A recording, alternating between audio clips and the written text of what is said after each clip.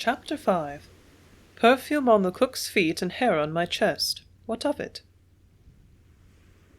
As I grew up strong and healthy, I had 3 very simple ambitions in life: to be able to hand, reef, and steer, to spit as far as any Swede could, and to get as much food, if not more, than anyone else. On sailing ships, the food is portioned out in what is called whack, that is, so many ounces of food per week is allotted to each person. There was no way of definitively estimating the exact number of days a trip would make, as we depended entirely on winds to blow us to our destination. We carried no fancy foods. There wasn't room for anything except plain necessities in the storerooms: lentils, rice, salt beef pickled in barrels of brine, dried codfish, powdered milk, dried prunes and apricots for desserts on holidays, and lime juice. The stores were stowed in an afterhold and were kept under lock and key. Only the Jap cook and my father had keys to that sanctum of grub, and they guarded them relentlessly. The locked storeroom made life a bit difficult for me. I never seemed to get enough to eat. For instance, breakfast consisted of a big dish of cooked oats, dry bread, and coffee. When the cabin boy rang the breakfast bell, it had the effect of a fire alarm, and we all stampeded to the dining saloon. The first one that got to the table grabbed the bowl of mush and scraped off a big pile onto his plate. I soon learned to grab the quickest. I developed in me the ability to take care of myself. Once a week on Thursday, we had duff pudding. Duff Day at sea was always an occasion. The cook prepared a sticky, glutinous mass of steamed sway and flour and put a few raisins in it. Plum duff it was called, but I always thought the cook put the pudding at the top mass and tossed plum in it, always missing, for I could never find any fruit in it.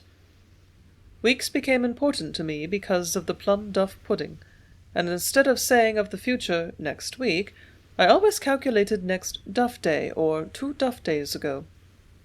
Frequently the salt horse, as the pickled beef was named, stank so that I couldn't eat it, and neither could the sailors without drowning out the smell with mustard pickles, and holding their breath as they swallowed it. Sometimes, by way of variety of menu, the bread took on the appearance of raisin bread, but the raisins were unfortunate cockroaches that had dived into the dough when the cook was kneading it. Little fresh meat additions like that never killed our appetites. The final blow to my father's aesthetic sense came one day at lunchtime. Father bit into a crust of bread, and then his face became livid with anger. "Slops!" he yelled at the cabin boy. We had a new boy every trip. "What kind of so-and-so does the cook call this bread? It stinks of perfume like some barmaid." "I don't know, sir. The cook just baked that bread fresh this morning," answered Slops. There was never any love lost between the cabin boy and the cook, and I think that Slops was enjoying the prospects that confronted his enemy. I tasted the bread. It tasted of perfume, or rather of bay rum, the stuff the Jap cook always smelled of, but I couldn't figure out how it had got into the bread. Father left the table and hurried forward to the galley with me in his wake. "Yamashita, come out of your rat hole!" The cook, trembling in fear, looked up from where he was sitting on the edge of the bunk. "Yes, sir?" he asked as he continued washing his feet. "Let me see the pan you mixed this bread in." Yamashita looked up at Father in all innocence and replied, "This pan, Captain. This pan I wash my feet in." Father let out a snort of rage and grabbed at the cook. He shook him within an inch of his life and would have hit him if the cook had been anywhere near his size. I beat it aft to get out of the fight, for the cook was my friend. Every time I got a chance to sneak forward to his galley, I did so, and would sit on his lap listening to his stories of Japan. I would tolerate his tales just so he would let me sit on him and smell his bay rum. The odor of it was exquisite to me, for everyone else on the ship smelled of rope and tobacco. I often measured a person's worth by the smell of him. One day an American consul's wife came on board, and she smelled of some delicious powder. When I got a good sniff of it, I said to her, "You don't stink like the men do you?" I intended it for a compliment, but the woman took umbrage and left in great haste, mumbling something about the uncouth persons that lived on ships. No 2 days at sea were ever alike. Even in the monotonous trade winds, with the breeze so steady that the wheel could be lashed down and the ship would keep on her course alone, something would happen. It was on such a day that John McLean, an able-bodied seaman, won my heart. He was a huge lumbering sailor with more muscle than brain, and was so crabby that the other sailors were afraid of him. He was always friendly with me in his rough sort of way, because I would sit by the hour at his feet and admire him. On his chest, which was covered with hairs, he had a tattooed full-rigged ship under sail that was one of my prize sights. If he was in good humour, he would undo his shirt and let me see that ship, then wiggle his chest so the ship looked as if it were in a storm. Then he would bulge out his chest muscles, and the ship looked as if it were under sail in a fair wind, or else he relaxed his chest and it looked becalmed in a lifeless sea. "Gee, McLean," I exclaimed, "do you think I could ever have a ship on my chest?"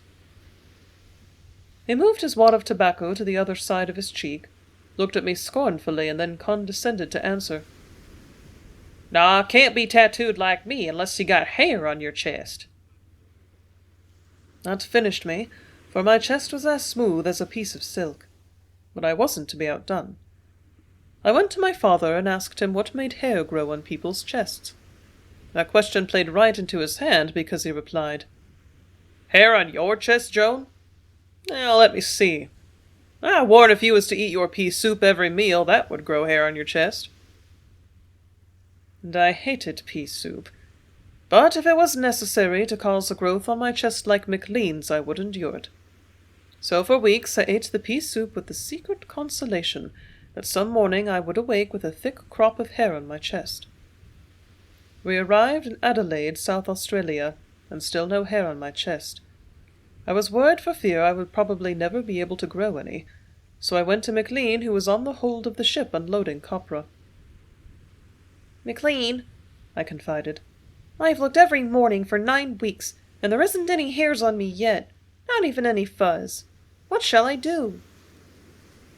"Hey, skipper, is the old man aboard?" "No, he isn't. He's up at the American consul's office this morning." McLean continued to grin for a moment, then said, "All right, skipper. We've got an hour to knock off at noon, and I'll take you up to be tattooed." "Really, McLean? You're not filling me with wind?" I could hardly believe my ears. "Sure, I know the best tattooer this side of Tokyo. He's just a quarter of a mile from here, back of the fish store and ship candlers." I was elated.